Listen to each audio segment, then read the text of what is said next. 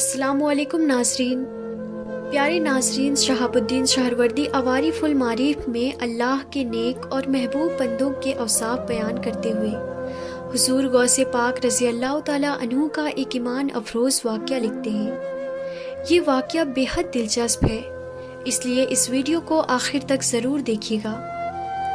आप रहमतुल्लाह अलैह बयान फरमाते हैं कि बगदाद में एक औरत थी जो कि गौसे आज़म रज़ी अल्लाह ताला अन्हु की शान को नहीं जानती थी और ये भी नहीं जानती थी कि आप वली कामिल भी हैं और वली वक्त भी हैं और वलियों के सरदार भी हैं। उसका एक छोटा बेटा था।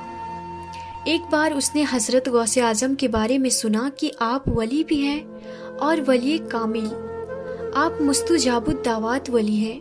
आप जो भी दुआ करते हैं, जो भी दुआ आपके मुंह से निकल जाती है फ़ौरन कबूल हो जाती है। यानी इधर दुआ की और इधर दुआ कबूल हो गई। आपके सोहबत में हर कोई फैज़ हासिल करता है और हर कोई बरकतें लेकर उठता है।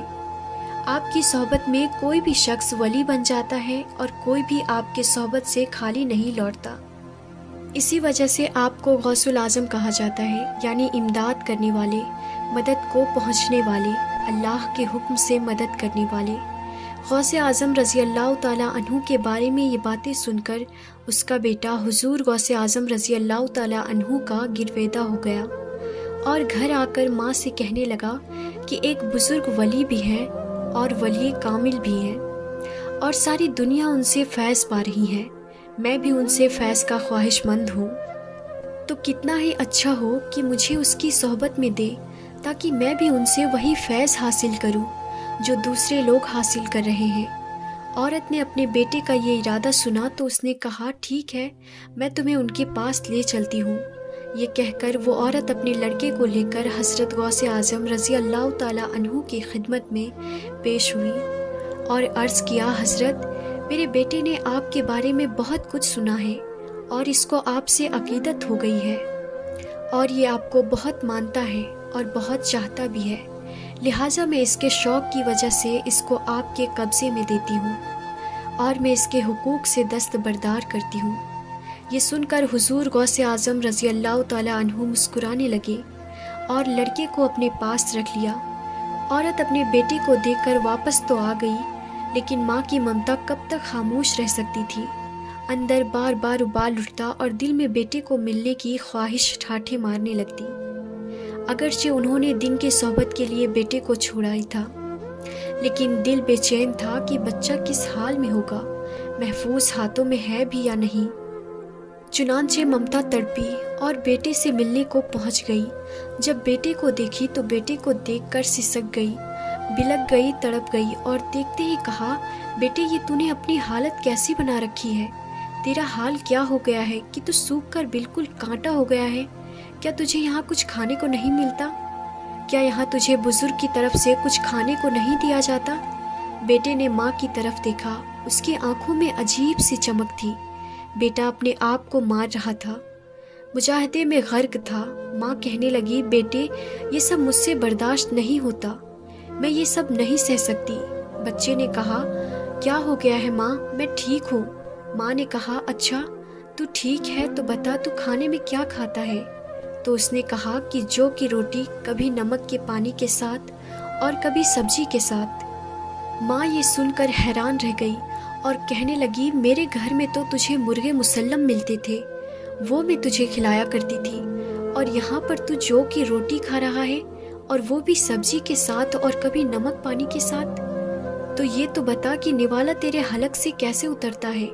मैं अभी जाकर गौसे आज़म रज़ी अल्लाह ताला अन्हु से पूछती हूँ कि मैं कैसी हालत में अपने बेटे को छोड़ कर गई थी और ये आपने कैसी हालत कर दी। माँ तड़प उठी और हज़रत गौसे आज़म रज़ी अल्लाह ताला अन्हु के पास जा पहुँची। उस वक्त हुज़ूर गौसे आज़म रज़ी अल्लाह ताला अन्हु के सामने बर्तन में मुर्ग की हड्डियाँ पड़ी हुई थी। औरत ने ये देखा तो उसका गुस्सा और बढ़ गया कि हड्डियाँ आपके सामने पड़ी हैं तो मतलब आपने ही खाई होंगी। उसने गुस्से में ये नहीं सोचा कि वाकई हज़रत गौसे आज़म रज़ी अल्लाह ताला अन्हु ने खाया भी है या नहीं। औरत बोली, ए वक्त के वली, मैंने अपने जिगर गौस को आपके ग़ुलामी में इसलिए तो नहीं दिया कि वो सिर्फ जौ की रोटी खाए اور اپنی جان سے جاتا رہے۔ اس کے تن پر گوشت کم ہو گیا ہے اور وہ پتلا ہوا چلا جا رہا ہے۔ میرے سامنے میرے بیٹی کی یہ حالت دیکھ کر میری کیا حالت ہو گئی ہے آپ اندازہ لگائیے۔ اور آپ ہے کہ یہاں مرغ مسلم کھا رہے ہیں۔ میں اپنے بیٹے کو اس لیے یہاں چھوڑ کر گئی تھی کہ آپ اسے جو کی روٹی کھلائیں۔ حضرت غوث اعظم رضی اللہ تعالیٰ عنہ نے اسے شفقت سے سسکتی بلکتی ماں کو سمجھایا، کیونکہ ماں کمزور دل ہوتی ہے، خاص طور پر بچے کے معاملے میں۔ چنانچہ اسے سمجھایا کہ ریاست کا ایک ہی نتیجہ ہوتا ہے کہ جسم کی کثافت کم ہونے سے کمزور ہو جائے تاکہ روح کی لطافت بڑھ جائے اور اس کی طاقت میں اضافہ ہو۔ تمہارا بیٹا بھی اس مرحلے سے گزر رہا ہے۔ عورت بولی، مگر یہ کہاں کا انصاف ہے کہ آپ خود تو مرغ کھائے اور میرا بیٹا جو کی روٹی کھائے۔ حضور غوث اعظم رضی اللہ تعالیٰ عنہ نے کسی ناگواری کا اظہار کیے بغیر مرغ کی ہڈیوں پر ہاتھ رکھا اور بلند آواز سے فرمایا، اللہ کے حکم سے کھڑے ہو جو کہ پوشیدہ ہڈیوں کو زندہ کرنے والا ہے۔ جیسے ہی حضرت غوث اعظم رضی اللہ تعالیٰ عنہ کی زبانی مبارک سے یہ الفاظ ادا ہوئے، مرغ زندہ ہو گیا۔ حضرت غوث اعظم رضی اللہ تعالیٰ عنہ نے عورت کو مخاطب کر کے فرمایا، جب تیرا بیٹا اس قابل ہو جائے گا تو اسے اجازت ہے جو چاہے کھایا کرے۔ یہ دیکھ کر عورت بے ہوش ہو گئی اور کچھ دیر بعد ہوش میں آئی تو کہنے لگی، حضرت مجھ سے غلطی ہو گئی، مجھے آپ کو پہچاننے میں غلطی ہو گئی۔ لوگ آپ کے بارے میں جو بھی کہتے ہیں سچ ہی کہتے ہیں۔ میں اپنے بیٹے کی خواہش پر اسے یہاں چھوڑ گئی تھی۔ میرا دل اس پر راضی نہیں تھا بلکہ بچے کے سامنے بے بس ہو گئی تھی کہ وہ آپ جیسے استاد کے صحبت میں رہنا چاہتا ہے۔ میرے دل میں وہ عقیدت نہیں تھی، مگر آج جو منظر میں نے دیکھا اس کے بعد میں آپ کی سچی عقیدت مند ہو گئی ہوں۔ اب میں کبھی نہیں چاہوں گی کہ میرا بیٹا کبھی بھی میرے پاس آئے، بلکہ میری خواہش ہے کہ یہ ہمیشہ آپ کی صحبت میں رہے اور آپ کا فیض لے کر اور برکتیں حاصل کرے، دوسروں کو بھی فیض یاب کرے اور آپ کی طرح مستجاب الدعوات بنے اور ہمیں روز محشر میں نجات دلانے کا ذریعہ بنے۔ تو پیارے ناظرین، انسان جس طرح کی صحبت اختیار کرتا ہے، مزاج، طبیعت، رجحان ویسے ہی بن جاتے ہیں۔ بزرگوں کی صحبت میں اگر کوئی مکمل بزرگی اختیار نہ بھی کرے، پھر بھی کچھ دیر کے لیے ہی صحیح ضرور اس کے دل میں آخرت کی فکر پیدا ہوگی، اسے بھی گناہوں پر شرمندگی محسوس ہوگی اور دل میں اللہ کا خوف پیدا ہوگا۔ بزرگوں کی نظر میں وہ کیمیائی اثر ہوتا ہے جو بہت جلد انسان کو متاثر کرتا ہے۔ گناہگار اپنے گناہوں سے توبہ کر لیتے ہیں اور نیکوکار کی رفتاری عمل دو چند ہو جاتی ہے۔ واجب ہے کہ کسی بھی مرشد اور اللہ کے ولی کے صحبت سے اسی وقت فائدہ ہو سکتا ہے جبکہ استفادے کی سچی تڑپ ہو۔